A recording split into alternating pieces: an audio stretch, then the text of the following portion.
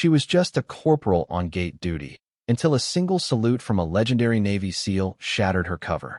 What started as routine ID checks quickly turned into a deadly game of survival, as hidden enemies tested the base and her true identity threatened to be exposed. From stopping a suicide bombing to leading a defense under fire, she's not who anyone thinks she is, and now everyone wants to know the truth. They said gate duty was where careers went astall. New arrivals, misfits, or anyone who'd irritated the wrong officer eventually found themselves standing at entry control point Bravo, watching the desert sun climb and fall while traffic rolled past.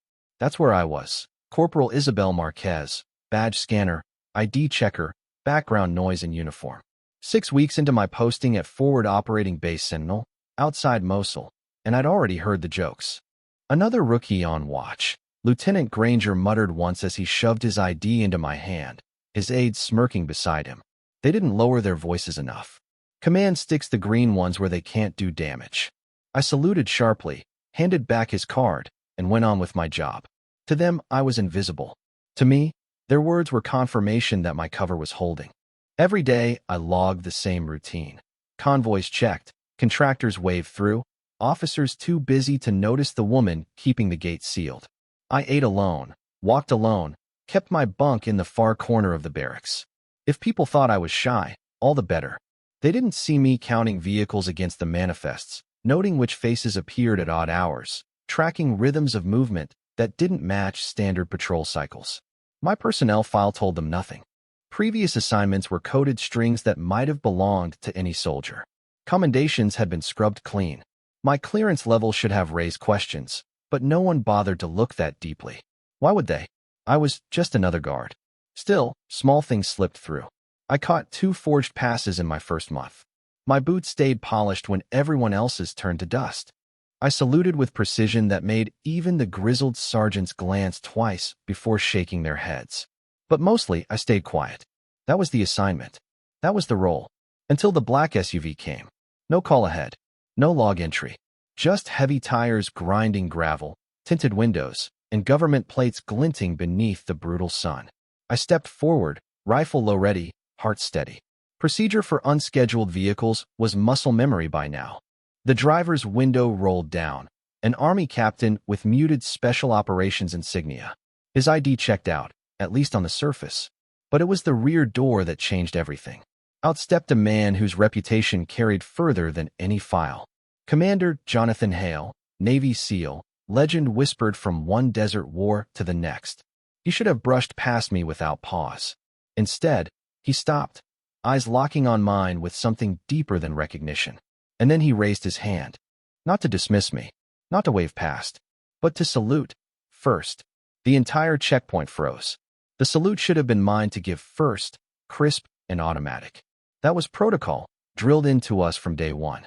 But Commander Hale beat me to it, his movement sharp and deliberate, the kind of salute you reserve for someone you respect, not someone guarding a gate in the dust.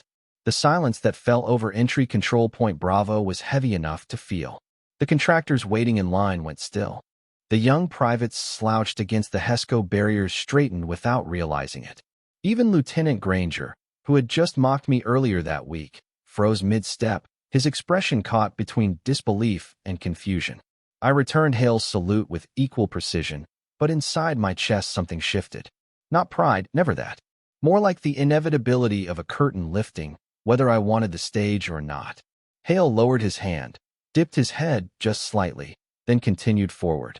His aide followed, whispering something urgent, but Hale didn't respond.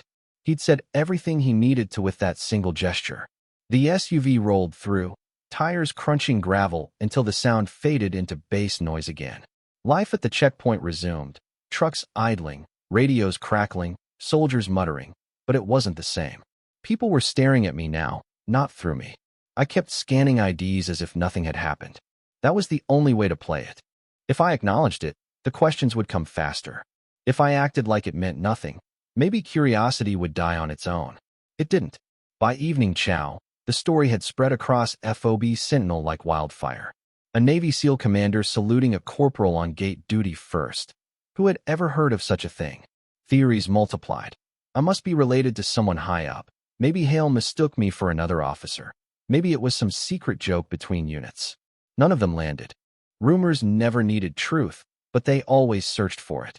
I sat alone in the mess hall, tray balanced on my knees, when Sergeant First Class Ramirez slid onto the bench across from me. He'd never spoken more than a few words to me before. "Tell me something, Marquez," he said, keeping his voice low. "What's a man like Hale doing saluting you like that?" I didn't look up from my food. Maybe he respects punctuality. Ramirez chuckled once, but his eyes stayed sharp. He knew deflection when he heard it. He opened his mouth to press further, but the mess hall's TV interrupted with breaking news from Baghdad. That gave me my out. I stood, dumped my tray, and walked away. Back in the barracks, whispers followed me like shadows. Some soldiers nodded now instead of ignoring me. Others studied me too closely. Respect was forming, but so was suspicion. The salute had broken the cover I'd built so carefully, and the questions weren't going to stop.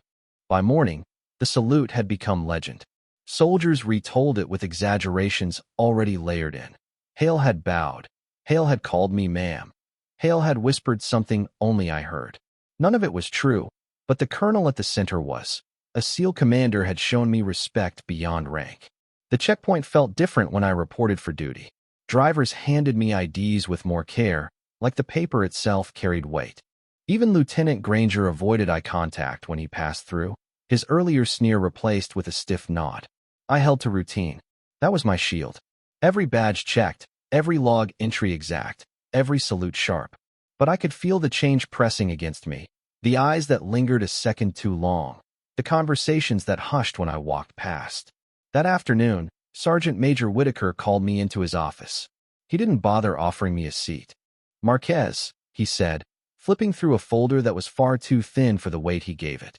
"Your file doesn't make sense." I stayed silent. Duty stations, training records, commendations, half of it's redacted. "You're a corporal. Gate duty. Nothing about you warrants a file this locked down. And yet a man like Commander Hale salutes you like an equal." He closed the folder slowly, eyes pinning me like rifle sights. "Who are you really?" I gave him the same answer I'd given for 6 weeks. "Corporal Isabel Marquez, ECP Bravo." "That's it, Sergeant Major." His jaw tightened. He knew he wasn't going to get more.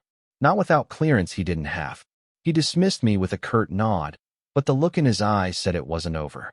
By the time I returned to the checkpoint, the air had shifted again. Ramirez was waiting, leaning against the sandbags. "Careful," he said quietly as I walked past. "Hale doesn't salute rookies, and Whitaker doesn't like puzzles he can't solve. That makes you both." I didn't respond, but I cataloged his words. Ramirez wasn't mocking me. He was warning me. That night, I skipped the mess hall. Instead, I walked the perimeter, boots crunching gravel in the dark, the faint scent of oil and sand mixing in the air. My cover wasn't just thin anymore, it was cracked. And once a crack forms, pressure always finds a way in. I thought of Hale's eyes in that instant before his salute. Recognition, yes, but also something heavier. Shared history. He knew who I was, or at least who I had been. That was enough to undo everything. Because my past wasn't supposed to exist here. Not at Sentinel. Not anywhere. Yet somehow, it had found me. The salute didn't just ripple through the rank and file, it climbed the chain. By the end of the week, my name had crossed desks I'd never met. I knew because whispers reached me from places they shouldn't. "Command's digging into you," Ramirez told me one evening, his tone flat. Not just the sergeant major. Higher. He was right. Colonel Matthews summoned me for what he called a routine review. The colonel was a man who spoke in clipped sentences and carried authority like a weight he never set down. His office smelled of dust and leather, blinds pulled tight against the sun. "Corporal Marquez," he began, sliding a folder across the desk. "Explain this." The folder held my personnel record, or at least the version I knew most people could see. Standard infantry training, routine deployments, generic commendations. Nothing remarkable. But Matthews tapped the thick black lines covering whole pages. "Half your file looks like someone took a marker to it. Why would a corporal pulling gate duty have assignments so redacted I can't even read them with my clearance?" I kept my voice steady. "With respect, sir, I can't explain what I don't know." He studied me, weighing the lie. "Do you know what Commander Hale called you?" he asked finally. My stomach tightened, but I kept my expression still. No, sir. Matthews leaned forward. He called you operator. Not corporal. Not sergeant. Operator. You want to explain that? I didn't. Couldn't. So I said nothing. Silence stretched until it became its own answer. Matthews sat back, exhaling slowly. You're not who your file says you are. That much I know. But I don't have the keys to open those locked drawers. He closed the folder and pushed it aside. You may go. Outside his office, the air felt heavier. The sun was dropping, throwing long shadows across the compound. Soldiers passed me, some nodding, some staring, none treating me like the invisible gate guard I'd been 2 weeks ago. Back in my bunk, I stared at the ceiling until lights out. The colonel's words echoed in my head. Operator. He wasn't wrong. For 18 months, I had served where no uniforms marked us, where missions never made reports, where recognition came only in the silence of survival. Joint Special Operations Command, GSOC. Those months had been sealed under layers of classification so deep even I wasn't supposed to talk about them. My transfer to Sentinel had been a cover, a way to bury an identity that didn't officially exist. And yet Hale had uncovered it with a single salute. My past was bleeding through. And if command kept pressing, sooner or later they'd learn why I'd really been sent here. Gate duty looked the same to anyone passing by. IDs checked, vehicles logged, barriers lifted. But behind the ritual was my real assignment. Sentinel wasn't just a forward operating base. It was a hub, a vein of logistics and information moving through Iraq. Whoever controlled its flow controlled more than supplies. They controlled knowledge. That's why I was here. Not as punishment, not as exile, but as eyes and ears. Each day I logged not just who entered, but when. Which convoys showed up at odd intervals. Which contractors slipped in after hours. Which junior officers made detours to the motor pool at times that didn't fit their schedules. The checkpoint was a sieve where everything passed, and I was the one noting what slipped through. No one knew. Not Matthews. Not Whitaker. Not even Ramirez, though he was close to guessing. The break came on a Tuesday. Heat so sharp it seemed to vibrate in the air, boots sinking into gravel like it wanted to swallow us whole. That's when the truck rolled up, civilian painted, but government plates. No call-in. No manifest entry. My partner that shift, Private Delaney, didn't even blink. Just another contractor resupply, he muttered, already raising the barrier. Stop. My voice was sharper than I intended. The driver froze mid-roll. I stepped forward, hand on my M4, scanning the paperwork he shoved toward me. The ID looked clean. Too clean. Edges crisp like it had been printed hours ago, not handled through weeks of dust and sun. Step out of the vehicle, I ordered. Delaney frowned. Corporal, come on. Now. The man hesitated, then opened the door. His boots hit the ground heavy, wrong for a contractor. His eyes flicked left, toward the fuel tank strapped under the canvas tarp. That was when training buried deep inside me snapped awake. The kind that doesn't show up in manuals. The kind from another life. Perimeter. Clear the lane. I shouted, shoving Delaney back. My rifle leveled. For half a second, everything held still. Then the driver lunged. I fired. 2 controlled shots. He dropped. The truck rocked as if something inside shifted, liquid sloshing where it shouldn't. My blood went cold. Fuel. Too much of it. Rigged. We evacuated the gate in under a minute. Yodi confirmed what I already knew. The truck was packed to detonate, a rolling bomb aimed at Sentinel's heart. If it had passed the checkpoint, hundreds would have died. By nightfall, the story had spread. Corporal Marquez had stopped a suicide bombing at the gate. Delaney couldn't stop talking, repeating how I'd spotted what he'd missed, how I'd reacted before anyone else understood the threat. I said little, but inside, I knew what it meant. My cover was slipping faster now, because gate guards weren't supposed to move like operators. And too many people had seen me do it. After the bombing attempt, silence didn't return to Sentinel. It never could. A base that had once shrugged at my presence now carried my name like a rumor on every breath. By morning, I was summoned. Not to Whitaker's office this time, but to the secure conference room at headquarters. The one with no windows, a steel door, and guards posted outside. Inside, Colonel Matthews sat flanked by 2 intelligence officers I didn't recognize. Their suits looked out of place in the desert heat, but the briefcases at their sides carried weight that uniforms couldn't. Corporal Marquez, Matthews began, his tone clipped. Sit. I obeyed. One of the suits opened a folder thick with photos, logs, and fragments of classified reports. He slid a page toward me. Grainy surveillance of the checkpoint. Me, rifle raised, taking down the bomber before anyone else moved. Walk us through it, he said. I followed protocol. I replied evenly. Protocol doesn't teach pattern recognition at 20 meters. Protocol doesn't explain why you knew the plates were forged before the scan came back.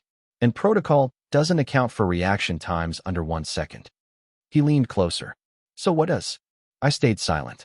The other agent spoke. We know who you are. Or at least, who you were. Joint Special Operations Command. Tasking undisclosed. Service file redacted. His eyes narrowed. The question is, why bury you here? Matthews cut in, his tone a mix of frustration and respect. You saved this base. But that raises more questions than it answers.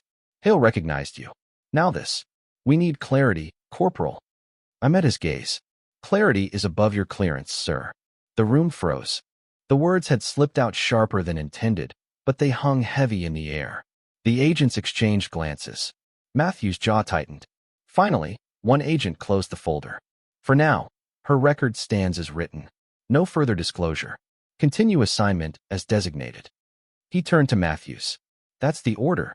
Matthews bristled, but he didn't argue. He dismissed me with a wave, though his eyes burned with unanswered questions.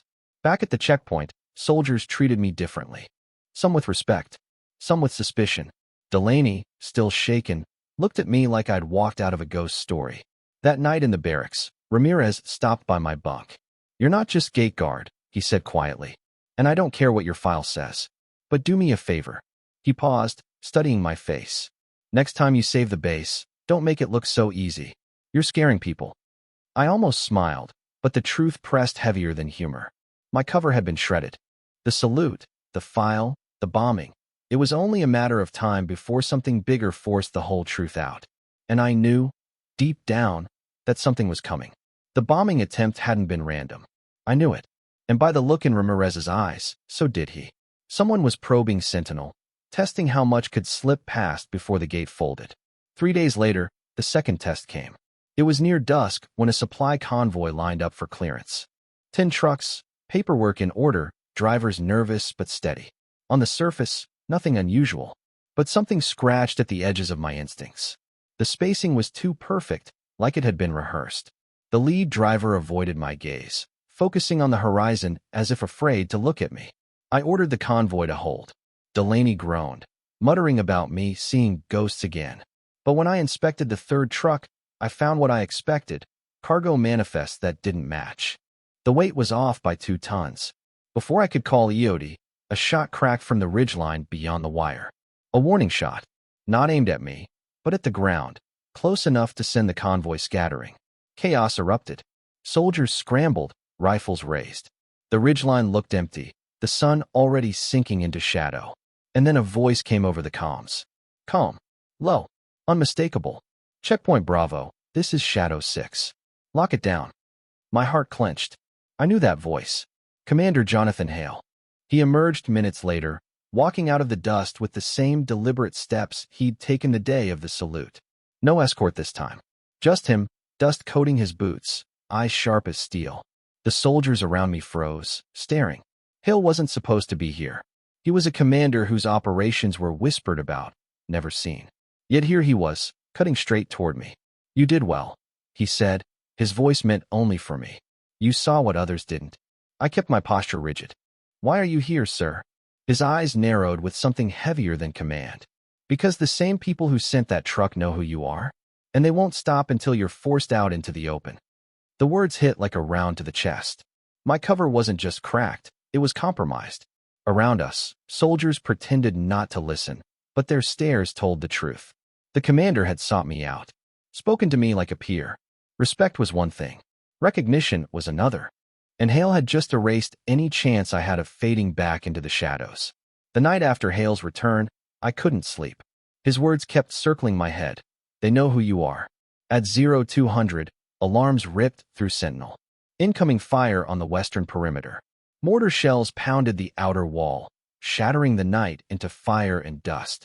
Soldiers scrambled from their bunks, gear half-fastened, rifles clutched in shaking hands.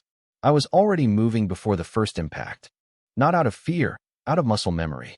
The kind that doesn't fade, no matter how carefully you try to bury it. At the gate, Delaney crouched behind sandbags, panic sharp in his eyes. "We're cut off," he shouted. "Radio's jammed. Nothing's getting through." Jamming. That was deliberate. Which meant the bombing attempt and the convoy weren't isolated. They were probing, pushing, escalating. And now they were ready to hit Sentinel head-on. Hale appeared at my side as if he'd stepped out of the smoke itself. No insignia now, just a rifle slung across his shoulder and the calm of a man who'd walked through worse. "Operator," he said, using the word Matthews had guessed, the one I'd fought to bury. "They're not here for the base. They're here for you." My chest tightened, but I didn't flinch. Then let's not give them what they came for. We moved like we had before, years ago, in another country, under another mission name that would never be declassified. His glance was enough for me to know where to cover. My shift of weight was enough for him to anticipate the next move. Mortar fire eased into small arms bursts. Shadows moved at the perimeter, probing teams trying to breach. Ramirez barked orders, rallying the younger soldiers. But it was Hale and I who anchored the defense. "Left flank," he said. I was already sighting it. 2 rounds. 2 silhouettes dropped before they cleared the wire. Delaney stared at me like I'd just rewritten physics. "How the hell?" "Focus," Ramirez snapped, dragging him back to his weapon. By dawn, the attack broke. The enemy melted back into the desert, leaving wreckage and smoke behind. Sentinel still stood, but the base wasn't the same. Everyone had seen me fight. Not like a corporal, not like a gate guard, but like an operator. Like one of them. Later, in the quiet aftermath, Hale and I stood at the gate as medics carried the wounded past. He looked at me, his expression softer now. "They'll ask more questions," he said. "They already are," I replied. "You can't hide forever." I met his gaze. I wasn't hiding. I was working. He gave a single nod, the kind that carried more weight than words. "Then maybe it's time they knew what kind of work you've really done." And just like that, I knew part of the past we'd shared, the missions we'd buried, was about to surface. Because Sentinel wasn't just defending its perimeter anymore. It was defending a secret it barely understood. After the attack, Sentinel was restless. The kind of restlessness that creeps into every corner, every conversation. Soldiers eyed me differently now, not as invisible, not as rumor, but as something they couldn't categorize. Colonel Matthews wasted no time. I was summoned back to the secure room, this time with twice as many officers, intel staff, even a liaison from CENTCOM. Their eyes scanned me like I was both asset and threat. "You neutralized 4 targets in the dark, under fire, while radios were down," one officer said flatly. "Your record doesn't explain that." "Then maybe your record's incomplete," I answered. Matthews leaned forward. "We know Hale recognizes you. We know your file's been scrubbed. And we know you're operating under directives not issued by this command. So tell me, Corporal, who are you working for?" Silence stretched. My pulse stayed steady, though inside I felt the weight of every secret pressing close. I could lie, I could stonewall, but before I could speak, alarms blared again. Not mortars this time. Breach alarms. Multiple. The room erupted. Radios crackled with clipped reports. Perimeter penetrated, multiple entry points. Vehicles inbound. Matthews barked orders, but eyes flicked to me as I rose from my chair. "Stay here, Corporal," one intel officer snapped. I ignored him. My boots were already pounding the corridor. Outside, chaos bloomed. Smoke and fire curled over the wire, tracer rounds cutting through the dawn. A coordinated strike, larger than the probe before. They weren't just testing us now. They were coming to finish what they started. At the gate, Ramirez's squad was pinned. Delaney fired wildly, fear bleeding through every shot. Vehicles surged forward. Too many, too fast. "Fall back," Ramirez yelled. "No."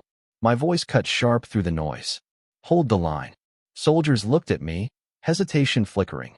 Then Hale's voice cut in from behind, commanding and sure. "Listen to her." He stepped into view, rifle in hand, nodding once at me. "She's the reason you're still breathing. Follow her lead." The shift was immediate. The panic hardened into discipline. They weren't looking at a corporal anymore. They were looking at someone who knew how to fight this. I raised my weapon, called sectors, shifted squads like pieces on a board. Movements flowed not from rank, but from experience carved in fire. Hale shadowed me, anchoring where I needed him, but it was my voice that carried. The line held. Vehicles disabled, intruders dropped before they could breach. Sentinel roared with gunfire until, slowly, silence crept back in. When the dust settled, eyes turned toward me again. No whispers this time. No rumors. Just recognition. And I knew there was no going back. My cover was gone. The morning after the assault, Sentinel felt different. The base had survived, but the air was thick with the knowledge that nothing here was routine. Soldiers moved with sharper eyes, slower gestures, and hushed conversations that always ended when I approached. Respect had settled like a shadow over the compound, but so had questions no one dared voice aloud.